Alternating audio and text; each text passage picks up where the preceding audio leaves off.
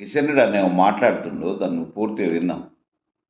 మజ్లిస్ పార్టీని భుజాలెత్తుకొని మన పార్టీ మన పార్టీగా మరి ఏ రకంగా ఎవరుగా రోజు వ్యవహారం చేశారో సేమ్ టు సేమ్ మక్కి టు మక్కి రోజు కాంగ్రెస్ పార్టీ కూడా బీఆర్ఎస్ పార్టీ అధికారం ఉన్నది రోజులు కేసీఆర్ ముఖ్యమంత్రి ఉన్నది రోజులు మజ్లిస్ పార్టీ ఆడింది ఆటగా పాడింది పాటగా.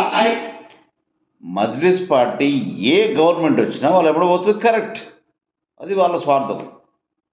వాళ్ళకి కావాలి పళ్ళు, వాళ్ళకి కావాల్సినవి అన్నీ చేసుకుంటారు. ఏ గవర్నమెంట్ వచ్చినా ఆ గవర్నమెంట్ ఏదో వెళ్ళిపోతారు. మీకేంటి నష్టం?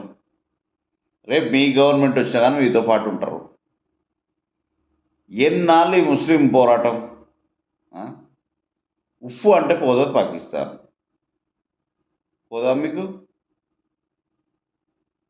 విశ్వగురు తలుచుకుంటే ఉఫ్ఫు అంటే పోతుంది. ఎందుకు పోవట్లేదు? మీకు కూడా ఉంటాయి కనెక్షన్స్.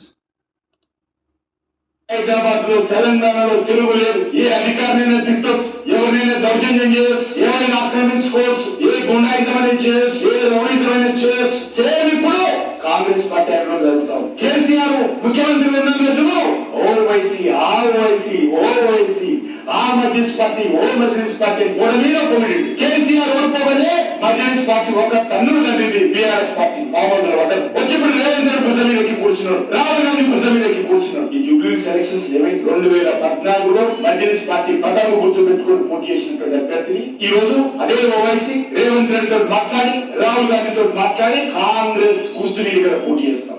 అందుకే వాళ్ళు కలిసి చేస్తున్నారు. వాళ్ళు ఓపెన్గా చెప్పారు మేము సపోర్ట్ ఇస్తున్నాం అని.